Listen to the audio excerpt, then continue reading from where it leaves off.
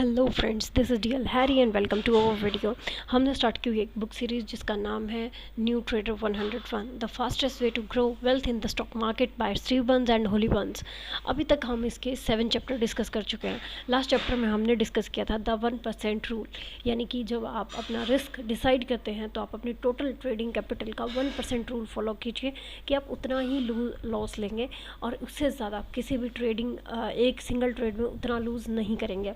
तो अब हम चलते हैं चैप्टर 8 की तरफ, जो कि हमारा नेक्स्ट चैप्टर है द रिस्क ऑफ रियन। कि आप जब भी किसी ख़राब ट्रेड में होते हैं या किसी गलत ट्रेड में होते हैं तो आप कितना रिस्क ले सकते हैं या कितना रिस्क आपके पूरे ट्रेडिंग कैपिटल को किस तरीके से नुकसान कर सकता है। तो it does not matter how frequently something succeeds if failure is too costly to bear. Nassim Nicholas Taleb. यहाँ पर देखिए कि कोई भी चीज़ कितनी जल्दी सक्सीड होती है। मान लीजिए एक सेटअप है वो बहुत अच्छा है और वो आपको आपके ट्रेडिंग कैपिटल का सीधा ही 100% दे देता है। मान लीजिए कि आपका ट्रेडिंग कैपिटल डबल हो जाता है बहुत ही जल्दी, लेकिन उतना ही जल्दी वो पूरा का पूरा ज़ीरो भी हो सकता है। तो ऐसे में उस सक्सेस का कोई मतलब नहीं होता। आपको ऐसा कुछ चाहिए जो आपके ट्रेडिंग कैपिटल को बेशक धीरे धीरे बढ़ाए बट कंटिन्यू बढ़ाए, और वो अब जब भी लॉस हो तो वो ज़्यादा लॉसेस नहीं हो। Risk of ruin means losing all your trading capital, making the odds of getting back to where you started. Risk of ruin क्या है कि जब आप ट्रेडिंग कैपिटल में लॉस लेते हैं तो वो आपको वापस ज़ीरो पर ले आता है जहाँ से आपने स्टार्ट किया था। How you manage your capital will determine your success more than your entries and exits. आप अपने ट्रेडिंग कैपिटल को किस तरीके से मैनेज करते हैं यही मायने रखता है, ना कि आप कहाँ एंट्री करते हैं, कहाँ एग्जिट करते हैं, कितना ऐसे लेते हैं, ये सब मायने नहीं रखता। Never put your self in a situation way you will have a large draw down. आप अपने आप को कभी भी ऐसी सिचुएशन में ना डालें जहाँ पर आपको एक बहुत बड़ा ड्रॉ डाउन मिले। मीन्स हमें जो ऐसे लगाने हैं, हमें जो लॉसेस लेने हैं वो पूरे के पूरे कैलकुलेटेड होनी चाहिए। देखिए मार्केट पूरा कैलकुलेशन का गेम है, तो जहाँ यहाँ पर जितना आप अच्छे से कैलकुलेशन करेंगे, बिकॉज ये प्रोबेबिलिटी है, तो जितना आप अच्छे से उसे कैलकुलेट कर पाएंगे उतना ही अच्छे से आप इसमें बने रह सकते हैं। और give back all your recent trading profit in a day, या फिर आप अपने पूरे प्रॉफिट को उसी दिन में वापस कर दीजिए। ये बहुत ही एक अच्छा पॉइंट है कि जब हमें ये तो पता होता है कि हमें एक ट्रेड में कितना लॉस लेना है, लेकिन हम ये नहीं सोचते कि हमें जब प्रॉफिट मिल जाता है तब हम उस प्रॉफिट को किस तरीके से बचा के रखें। मीन्स हमें लगता है कि अब तो मेरा प्रॉफिट हो गया और अब मैं ज़्यादा रिस्क ले सकता हूँ, बट ऐसा नहीं है। जब भी आपको प्रॉफिट हो जाए उस प्रॉफिट को मानिए कि मार्केट ने आपको वो एज अ रिवॉर्ड दिया है, उस रिवॉर्ड को एक्सेप्ट कीजिए। उसे आप अगर चाहे तो विड्रॉ करते रह सकते हैं अपने अकाउंट से, ताकि आप अपने इनिशियल जो आपका कैपिटल है उसी के साथ ट्रेड करें और एक लिमिटेड रिस्क के साथ करें, ना कि अपने प्रॉफिट को भी आप दांव पे लगा दें। जो भी आपको प्रॉफिट मिलता है उसे बचा के रखें। जब आपके पास एक अच्छा प्रॉफिट गेन हो जाए उसके बाद आप अपने रिस्क लीजिए, लेकिन प्रॉफिट्स पे, फिर आप अपने कैपिटल को रिस्क पे मत लगाइए। तो ये एक आगे बहुत बड़े लेवल की बात है। जो बड़े ट्रेडर्स, सक्सेसफुल ट्रेडर्स करते हैं वो सिर्फ अपने प्रॉफिट्स पे रिस्क लेते हैं। इसकी भी हम कभी आराम से बातचीत करेंगे ताकि ये टॉपिक भी क्लियर हो जाए। अब नेक्स्ट है money management. The key to long term survival and prosperity has a lot to do with the money management techniques incorporated into the technical system at सिकोटा। यानी कि जब भी आपको सर्वाइवल या प्रोस्पेरिटी की बात आती है लॉन्ग टर्म में, तो वहाँ पर आपके मनी मैनेजमेंट टेक्निक्स ही आपके काम आती है।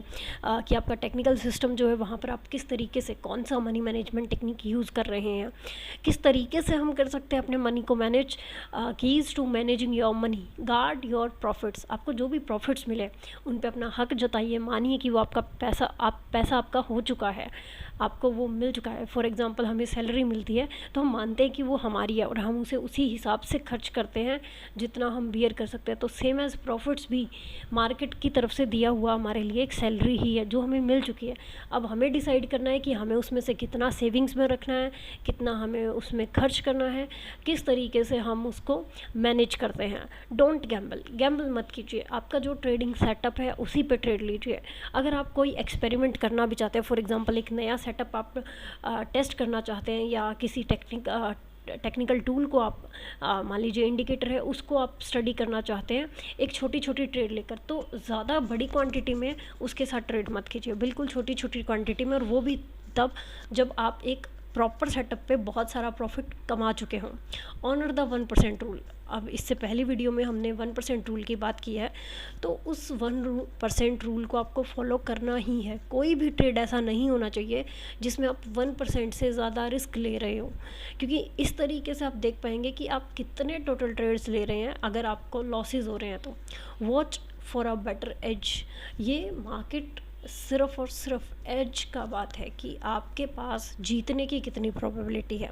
अगर आपको लग रहा है कि किसी भी ट्रेड में आपके पास एज कम है, आपकी प्रोबेबिलिटी बहुत लो है, या फिर लो होने के बाद भी अगर आप जीत जाते हैं तो वहाँ पे मिनिमम रिस्क और मैक्सिमम रिवॉर्ड है, तो ही आप उस ट्रेड को एग्जीक्यूट कीजिए, अदरवाइज आप उसे छोड़ सकते हैं।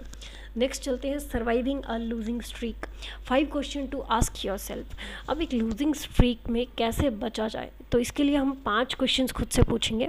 Where will your account be with a string of 10 consecutive losses. खुद से पूछिए कि अगर आप 10 कंजिक्यूटिव लॉसेस ले सकते हैं, लगातार लॉसेस लेते हैं, तो आपका अकाउंट कहाँ होगा। यहाँ पर हम अपना रिस्क डिफ़ाइन कर रहे होंगे कि अगर मेरे पास मान लीजिए 1 लाख कैपिटल है और मेरे 10 कंटिन्यू लॉसेस हो जाते हैं, और वो लॉसेस कितने कितने रुपए के हो, ताकि 10 कंटिन्यू लॉस होने के बाद भी मेरे पास कुछ कैपिटल ट्रेड करने के लिए बचे। तो इस तरीके से हमें अपना मनी मैनेज करना है, एक लूजिंग स्ट्रीक से हमें सर्वाइव करना है। Is the trading system valid. क्या हमारा ट्रेडिंग सिस्टम या ट्रेडिंग सेटअप वैलिड है। Have enough back test or chart studies been completed to show it is a winning system in the historical context of the markets। आप अपने setup को back test कीजिए, chart study कीजिए और देखिए कि historical context में कितनी बार वो विनिंग रहा है, उसकी प्रोबेबिलिटी क्या है। Is the system the problem. क्या सिस्टम ही प्रॉब्लम है हमारे लॉसेस होने का, या फिर सिस्टम ठीक है कुछ और प्रॉब्लम है।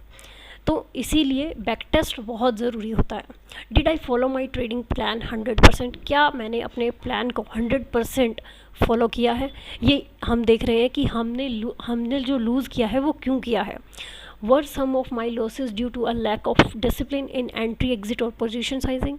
क्या जो लॉसेज हुए हैं वो मेरे एंट्री एग्जिट या पोजीशन साइज से रिलेटेड मैंने डिसिप्लिन फॉलो नहीं किया इसलिए हुए हैं। Is my discipline the problem. क्या डिसिप्लिन ही प्रॉब्लम है।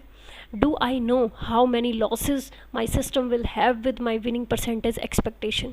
क्या मुझे पता है कि मेरा जो सिस्टम है ट्रेडिंग का वो मुझे कितने लॉसेस दे सकता है, या मेरा विनिंग परसेंटेज एक्सपेक्टेशंस कितना है, मींस रिस्क रिवॉर्ड और एक्यूरेसी कितनी है उसमें। Are my losses due to a changing market environment. क्या मेरे लॉसेस सिर्फ मार्केट इन्वायरमेंट चेंज के कारण है। Has the market changed from trending to range bound और इट हैज़ ग्रोन वॉलेटाइल। क्या मार्केट अभी रेंज बाउंड है या ये वॉलेटाइल हो गया है या ये ट्रेंड में है, किस तरीके का मार्केट है। इसी को इन सब क्वेश्चंस को जब हम देखेंगे तो हमें पता चलेगा कि हमारे लॉसेस होने की वजह क्या रही है। ये टोटली माइंडसेट की बात है कि आपका ट्रेडिंग सिस्टम ऐसा है, या आपका डिसिप्लिन ऐसा है, या आपकी एक्सपेक्टेशंस ज़्यादा है, या मार्केट का इन्वायरमेंट ही इस तरीके का है। B इनडेस्ट्रक्टिबल। Where you want to be always in control, never wishing, always trading, and always first and foremost protecting your butt। Paul Tudor Jones. यहाँ पर आपको सिर्फ एक ही चीज़ करनी है कि खुद को कंट्रोल में रखना है, विश नहीं करना, एक्सपेक्ट नहीं करना, सिर्फ ट्रेडिंग करते हुए अपने आप को यानी कि अपने ट्रेडिंग कैपिटल को ही प्रोटेक्ट करना है। Insulate your self from loss and make your self इंडेस्ट्रक्टिबल by following these money management techniques. अब यहाँ पर खुद को बचाने के लिए, खुद को डिस्ट्रॉय होने से बचाने के लिए कुछ मनी मैनेजमेंट टेक्निक्स दी गई हैं जिनको हम डिस्कस कर रहे हैं कि आप किस तरीके से मनी मैनेज करें और ख़ुद को मार्केट में पूरी तरीके से डिस्ट्रक्ट होने से बचा सकें।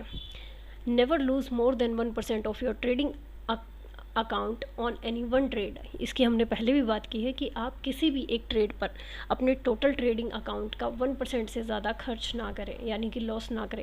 All losses must be small losses. आपके सारे लॉसेस स्मॉल लॉसेस ही होने चाहिए। Only hold 3 positions at one time. 3 से ज़्यादा पोजीशंस एक टाइम में हैंडल भी नहीं कर पाते, स्पेशली बिगिनर्स। तो यहाँ पर इंस्ट्रक्शंस दिए गए हैं कि 3 से ज़्यादा एक ही टाइम पर एंट्री ना लें। मीन्स अगर मान लीजिए कि आपके तीनों ही एसएल्स हो जाता है तो आपका दिन का ट्रेड हो चुका है। दैट्स वाई 3 से ज़्यादा ट्रेड एक साथ ना लें। Your maximum portfolio heat should be limited to a 3% loss at one time. आपका जो मैक्सिमम पोर्टफोलियो हीट है वो लिमिटेड होना चाहिए 3% लॉस, क्योंकि अगर तीनों के तीनों पोजीशंस आपके लॉस में चले जाते हैं तो 3% लॉस एक दिन में आपका हो गया है। उसके बाद आप अपना पीसी क्लोज कर सकते हैं और एनालाइज कर सकते हैं सिर्फ, और एनालाइज भी कोई ज़रूरी नहीं है, आप ब्रेक लीजिए। If every position goes against you simultaneously, अगर आपकी सारी पोजीशंस आपके अगेंस्ट चली जाती हैं। सो ये सिचुएशन है कि 3 से ज़्यादा पोजीशन को एक ही टाइम में होल्ड ना करें। Hold uncorrelated assets to reduce your correlated risk. अब मान लीजिए मैंने सभी की सभी, मान लीजिए मेरी 3 ट्रेड अभी मार्केट में चल रही है और तीनों के तीनों ही बैंक्स हैं, और बैंक्स वन वे जाते हैं मेरे अगेंस्ट, तो तीनों में मेरे एसएल हो जाएंगे। इन्होंने बोला है अनकोरिलेटेड एसेट्स लीजिए, ताकि हमारा रिस्क जो है वो कोरिलेटेड ना रहे। ऐसा होगा कि मान लीजिए मैंने एक बैंक उठाया, एक मैंने मेटल सेक्टर ले लिया और एक मैंने ऑटो सेक्टर से ले लिया, तो जो 3 स्टॉक्स हैं उन तीनों में अलग अलग मूवमेंट होगा। तो हो सकता है कि अगर एक में मेरा एसएल हो रहा हो तो दूसरे में मेरे एसएल्स बच जाएंगे। सो दैट्स वाई इन्होंने कहा है कि अनकोरिलेटेड एसेट्स को उठाइए, ताकि आपके अगर एसएल हिट हो तो तीनों में एक साथ एसएल हिट ना हो। By having positions in different assets classes like commodities, energy and precious metals, currencies and stock indexes. यानी कि यहाँ पर इन्होंने आपको एग्जांपल भी दे दिया है कि आप एसेट क्लासेस उठा सकते हैं, कमोडिटीज़, करेंसीज, इस तरीके से अलग अलग टाइप की पोजीशंस लीजिए। Incorporate rules into your trading plan that promote smaller trades during losing streaks. आपको ऐसे रूल्स बनाने हैं जहाँ पर आपको स्मॉलर रिस्क मिले जब भी आप कोई भी ट्रेड ले रहे हो, या आपका पोजीशन साइज़ इतना हो कि आप स्मॉलर रिस्क में वहाँ पर निकल सकें। सो आज के लिए इतना ही फ्रेंड्स, मिलते हैं नेक्स्ट वीडियो में। Till then thank you and happy trading.